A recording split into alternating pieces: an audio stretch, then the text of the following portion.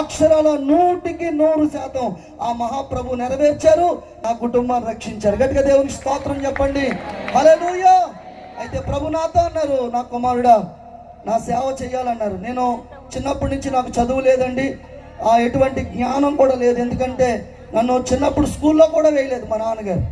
కాబట్టి నేను సేవ చేయలేను ప్రభు, నాకు చదువు రాదని అంటే ఈ పరిశుద్ధ గ్రంథంలో 150 కీర్తనలు నేను పడుకున్నప్పుడు ప్రియులారా ఆ మందిరంలో పెద్ద గోడ మీద ఈ బైబిల్ ఓపెన్ అయ్యేది. కీర్తన గ్రంథం 150 కీర్తనలో ప్రతి కీర్తన కూడా రాత్రిపూట నిద్రపోతున్నప్పుడు ఆ కల్లో ఒక హస్తం వచ్చి, ఏ హస్తమైతే తాకిందో హస్తం వచ్చి ఆ వ్రేళ్ళతో చూపిస్తూ చదివిపిస్తూ ఉంటే దాదాపుగా ప్రియమైన దేవుని బిడ్డలారా 3 నెలల 15 రోజులు యేసయ్య దేవుని వాక్యాన్ని నాకు నేర్పించారు. గట్టిగా దేవుని స్తోత్రం చెప్పండి. హల్లెలూయా. 1998 సంవత్సరం నవంబర్ 18వ తారీఖున యేసుక్రీస్తు ప్రభువుని సొంత రక్షణగా అంగీకరించి నీటి మూలంగా బాప్తిసం తీసుకొని పిల్లరా మరి 2002 మే 22 నాకు వివాహం జరిగింది. చక్కటి భార్యను ప్రభు నాకు ఇచ్చారు. నాకు 2 పిల్లలండి. క్యాన్సర్ వ్యాధితో చనిపోయిన వ్యక్తిని యేసయ్య బ్రతికించి నాకు చక్కటి పిల్లల్ని ఇచ్చారు.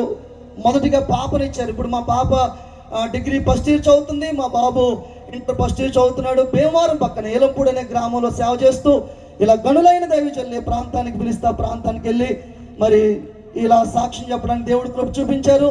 ఈ అద్భుతమైన మీటింగుల్లో మరి ప్రేమరాజయ్య గారు నా విషయంలో ఎంతో వారు మరి ప్రోత్సహించి నాకు ఇచ్చిన అవకాశాన్ని బట్టి అయ్యగారికి ఎంతో వందనాలు తెలియజేస్తా ఉన్నాను. ఈ రాత్రి ఒకే ఒక మాట చెప్తున్నాను ప్రియులారా, నేను చాలా గ్రామాలకి పల్లెలకు పట్టణాలకి వెళ్ళి మరి సాక్ష్యం చెప్తున్నప్పుడు చాలా మంది మరి ఇప్పటికి 30 మంది క్యాన్సర్ రోగులు ఆశ్చర్యకరంగా బాగు చేయబడ్డారు. గట్టిగా దేవునికి స్తోత్రం చెప్పండి. హల్లెలూయా. చేతులుంచి ప్రార్థన చేస్తే కాదండి, ఏ మైకులోంచి అయితే ఒక మాట వచ్చి నన్ను బ్రతికించిందో సాక్ష్యం చెప్తున్నప్పుడు అదే మైకులోంచి ఆ ప్రాంతాల్లో ఆ మాటలు విన్నప్పుడు యేసు సజీవుడైన దేవుడు, ఆయన బాగు చేయగల దేవుడు, ఆయన స్వస్థపరచగల దేవుడు అని విని వారు ప్రార్థన చేస్తే ఆశ్చర్యకరంగా వారిని సైతం యేసయ్య బాగు చేశాడండి. గట్టిగా దేవునికి స్తోత్రం చెప్తామండి. హల్లెలూయా.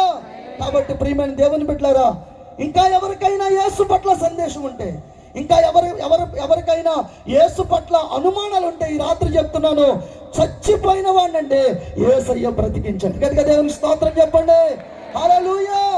ఎందుకు పనికిరాని జీవితం, పాడైపోయిన బ్రతుకు ఈ పూట దేవుడు సజీవుడిగా మార్చి ఆయన కృపలో వాడుకుంటూ ఉన్నారు. ఈ రాత్రి ఇక్కడ కూర్చున్న వారందరితో చెప్తున్నాను, యేసుక్రీస్తు ప్రభు నా బ్రతుకులోకి వచ్చాడు కాబట్టి ఇంత అద్భుతమైన మార్పు. దేవునికి స్తోత్రం చెప్పండి.